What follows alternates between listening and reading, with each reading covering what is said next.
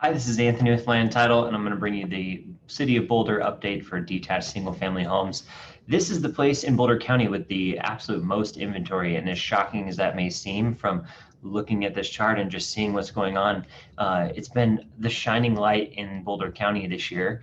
And the one thing that it has really allowed is it's allowed that buyer demand to actually be fulfilled, even though it is going rather quickly.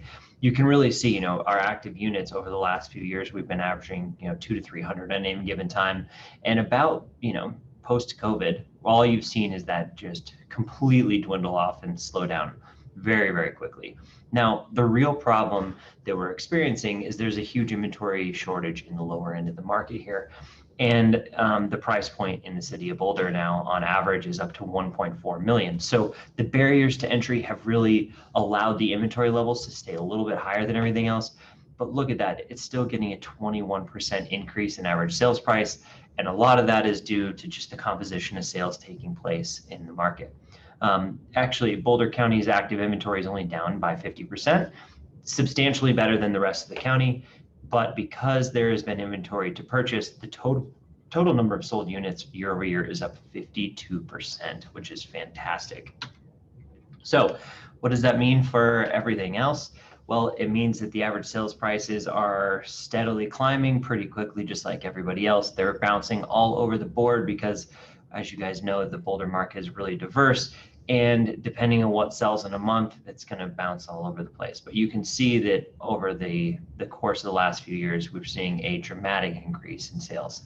Now, the problem that we're experiencing, average sales price with it bouncing around like this, is these numbers are getting out of control, right? It's getting very, very unaffordable to live in the city of Boulder, but wonderful for you if you're a homeowner. Just to kind of put this in perspective, we're really still at the mercy of new listings coming on the market in the city of Boulder. You can really see how we had a dip in May because there just wasn't enough inventory that came on the market. June had just an incredible amount of sales.